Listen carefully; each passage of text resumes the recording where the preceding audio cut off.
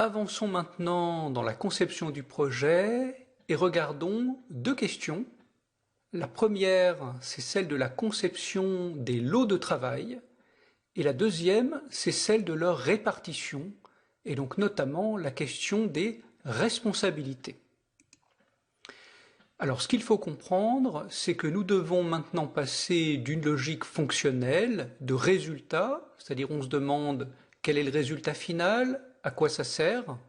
Donc c'est ce que nous avons vu dans le premier chapitre, avec une approche du cahier des charges fonctionnel, à une logique de travaux, c'est-à-dire comment fait-on. C'est ce que l'on trouve par exemple dans une to-do list. Une to-do list d'ailleurs que vous avez peut-être déjà dressée lors du cours précédent. Ici, nous allons revenir sur la question de la to-do list, mais vous allez le voir d'une manière beaucoup plus détaillée. Nous allons donc dresser ce que l'on appelle un organigramme des tâches, ou diagramme des travaux, ou encore en anglais Work Breakdown Structure, WBS. À quoi ressemble ce diagramme des travaux? C'est ce que vous voyez ici. Donc nous avons le livrable final, la construction d'une maison, donc c'est la tâche que l'on doit accomplir, et nous avons décomposé cette tâche en sous-tâches, et puis encore en sous-sous-tâches. Ce que nous avons à l'arrivée, c'est un lot de travail. Le découpage d'un projet en lot de travail est quelque chose de particulièrement délicat. En fait, ce qu'il faut savoir, c'est que si on fait un découpage trop simple, on a trop peu de lots, et donc on va oublier des éléments importants. Inversement, si on fait un découpage trop détaillé, on va avoir beaucoup de lots, et de ce fait, le projet sera compliqué à gérer. Il faut donc arriver à trouver le bon équilibre. Comment découper en lots? Voici quelques conseils. Donc, on est d'accord que l'on commence par la tâche globale du projet qui est en haut du diagramme de l'organigramme des tâches. Et puis, on analyse, c'est-à-dire qu'on va procéder par décomposition successive. Quelle est la logique de découpage en sous-lots que l'on va utiliser? En fait, il y en a plusieurs. En voici 5. Donc, on peut découper par métier.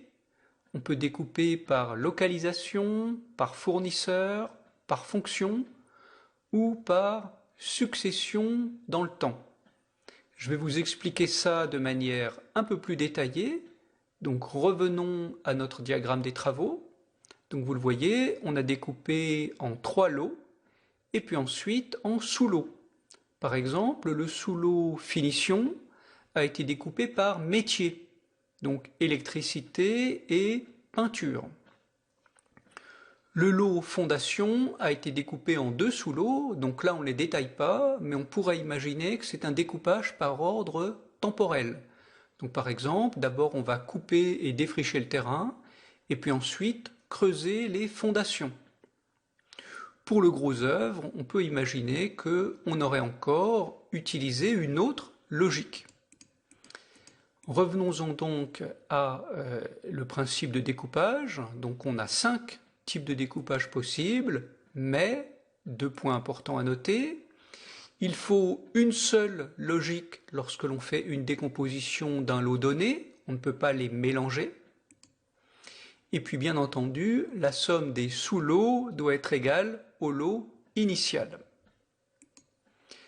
Le but, c'est de découper et d'analyser suffisamment finement pour arriver en fin de compte à des lots gérables.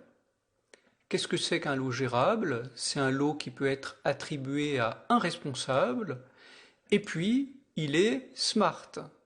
Donc je vous rappelle, spécifique, mesurable, accepté, réaliste et ambitieux, et bien défini dans le temps. Et donc à partir du moment où le projet est découpé en lots qui sont convenables, eh bien, on va pouvoir passer à l'étape suivante. L'étape suivante consiste donc à affecter ces lots à des responsables. Donc, on a maintenant des lots qui sont gérables, il reste à les affecter aux acteurs du projet. Et donc on va se poser une série de questions.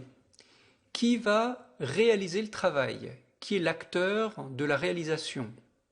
Qui est-ce qui coordonne? Et sans doute qui assume la responsabilité du résultat? Qui doit-on consulter avant de commencer? Et puis, doit-on tenir quelqu'un informé après la finition du lot de travail? Pour cela, on va d'abord commencer par établir un diagramme des responsabilités. On l'appelle également OBS, ou Organizational Breakdown Structure. En voici une. Donc je pense que c'est assez facile d'identifier ce dont il s'agit. On va prendre tous les lots de travail du projet, quelle que soit leur séquence dans le temps, et on va regarder qui en est responsable. À ce moment-là, bien entendu, les questions que l'on se pose, c'est est-ce que la personne est compétente pour assumer un lot? Et puis également, on se pose parfois des questions d'équité. Est-ce que le travail est partagé de manière équilibrée entre les différents membres du projet? Maintenant, un autre problème se pose, c'est comment est-ce que l'on va faire pour passer du WBS, c'est-à-dire de l'organigramme des tâches, à l'OBS, c'est-à-dire le diagramme des responsabilités. Pour cela, nous allons utiliser la matrice RACI. De quoi s'agit-il? Donc dans le diagramme des tâches, les lots ont été définis. Donc vous avez ici le projet qui est décomposé en lots techniques. Et puis on peut également définir des lots de gestion de projet. Par exemple, organiser les réunions, rencontrer le client, coordonner une tâche, etc. Donc vous le voyez, on a ici 4 plus 5, 9 lots. Et donc, on va essayer sur chacun de ces lots de définir le RACI. R, c'est le responsable. A, c'est la personne qui fait le travail, qui exécute, l'acteur. C, c'est une personne qui est consultée. Et puis I, cela signifie qu'on est informé. Comment est-ce que cela va fonctionner? Eh bien, vous avez ici les lots. On va donc faire la liste de tous les lots qui sont décomposés en sous-lots gérables. Donc par exemple, ici le lot 3 a été décomposé en 3 lots. Et puis ici, on va faire la liste de tous les acteurs du projet. Ensuite, que va-t-on faire? Eh bien, on va remplir cette matrice et je vais vous montrer comment. Donc nous avons 4 types de rôles: responsable, acteur, consulté avant ou informé après. Alors vous le voyez, ici j'ai rempli à nouveau le tableau. Donc nous avons pour le lot de gestion de projet M, Didier qui est responsable du lot, et ce lot est exécuté par Brice. Ici à nouveau Didier est responsable du lot 5, et il est exécuté par Claire et Brice. Ici, nous avons un lot de taille réduite, et donc c'est Eduardo qui va en même temps être responsable et le réaliser. Ici, Yin, qui est par exemple le directeur scientifique du projet, doit être informé à chaque fois qu'un lot est terminé. Et ici, Khaled est consulté avant de commencer chaque lot de gestion de projet. Donc on le voit, on a ici quelque chose d'assez détaillé. Alors on peut aller à un niveau de détail plus ou moins important. Il n'y a pas forcément toutes les cases de rempli ou tous les rôles d'assignés. Mais il y a une chose obligatoire. Il faut que pour chaque lot, il y ait un seul responsable. Justement, si vous regardez de près ce diagramme, vous allez constater qu'il y a 2 anomalies dans ce tableau. Alors maintenant, passons à la synthèse de ce chapitre, qui était consacré aux lots et aux responsabilités.